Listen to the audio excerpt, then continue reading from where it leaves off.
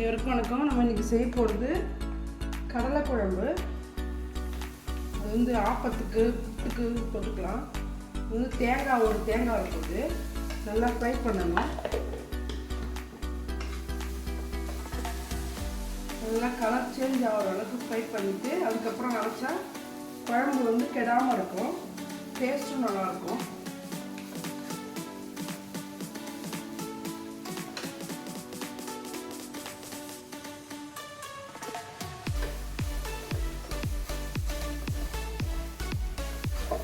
இந்த மாதிரி வறுத்துக்கணும்.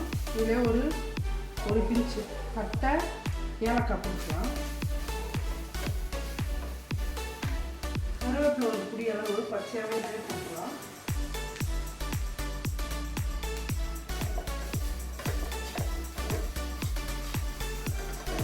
நல்லா இது வறுத்துக்கணும்.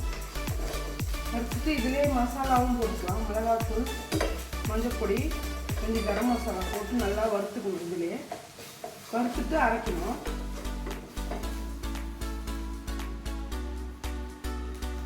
இதில் கொஞ்சம் மல்லிப்பொடி போட்டுக்கோங்க. மல்லி இருந்தாலும் போட்டுக்கலாம், மல்லிப்பொடி போட்டுக்கலாம். சும்மா கொஞ்சோண்டு தெரிஞ்சிருக்கும் போட்டு அதையும் நல்லா வறுத்துக்கலாம். இந்த பதம் போதும். ஸ்டவ் ஆஃப் பண்ணிவிட்டு நம்ம இதிலே மஞ்சள் கொஞ்சம், மிளகாத்தூள் கொஞ்சம் போட்டுக்கலாம். கிரேவி திக்னஸ்க்கு இந்த கடலை வேக வச்சது இதில் கொஞ்சம் போட்டு நம்ம அரைச்சிக்கணும்.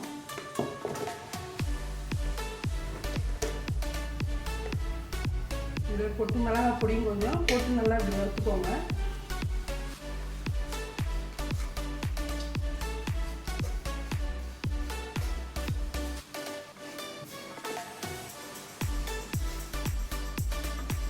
இதை நல்லா ஆற வச்சுட்டு இதில் கொஞ்சம் கடலையை போட்டு அரைச்சிக்கணும். இந்த மாதிரி வேக வச்ச கடலையை இதிலே போட்டு கொஞ்சமாக அரைச்சி எடுத்துகிட்டு வந்துடணும். மசாலாவுக்கு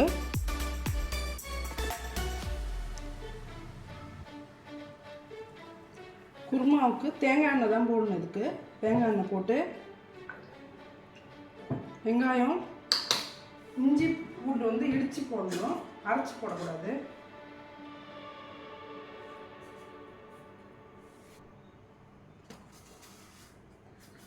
கடுகு போட்டுக்கலாம்.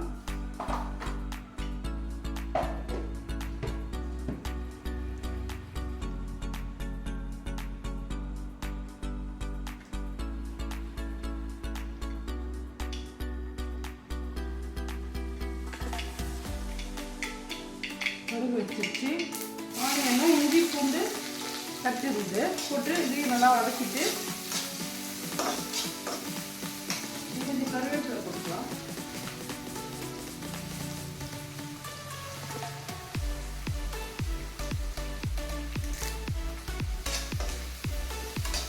நல்லா வதங்கட்டும்.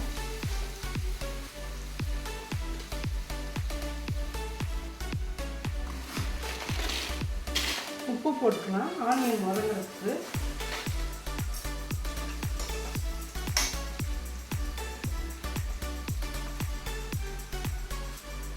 இதில் கொஞ்சம் தக்காளியும் போட்டுக்கலாம். ஒரு 2 தக்காளி கட் பண்ணி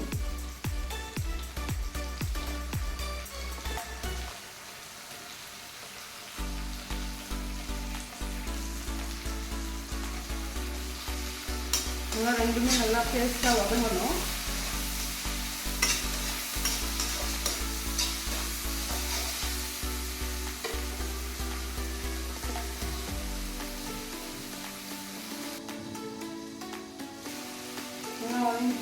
இந்த டைமில் நம்ம அரைச்சி வச்சு அந்த பேஸ்ட்டை போட்டுக்கலாம்.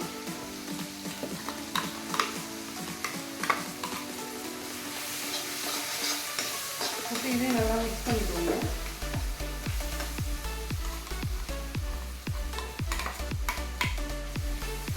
மிக்ஸ் பண்ணிவிட்டு அந்த கடலையை போட்டுட்டு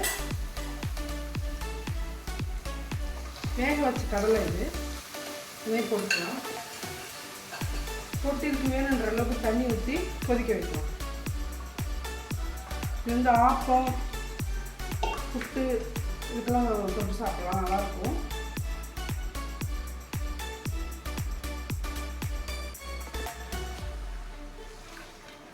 நல்லா கொதிச்சுன்னா நல்லா கட்டியாக திக்காக வரும். ஏன்னா நம்ம ஏற்கனவே கடலையை அரைச்சி போட்டிருக்கோம்.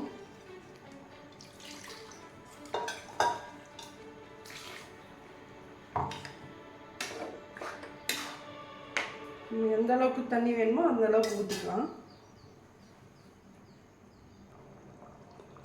சுவையான கடலை குருமா ரெடி ஆயிடுச்சு. இந்த வீடியோ பிடிச்சிருந்தா லைக் பண்ணுங்கள், ஷேர் பண்ணுங்கள், கமெண்ட் பண்ணுங்கள், சப்ஸ்கிரைப் பண்ண மறக்காதீங்க. நன்றி.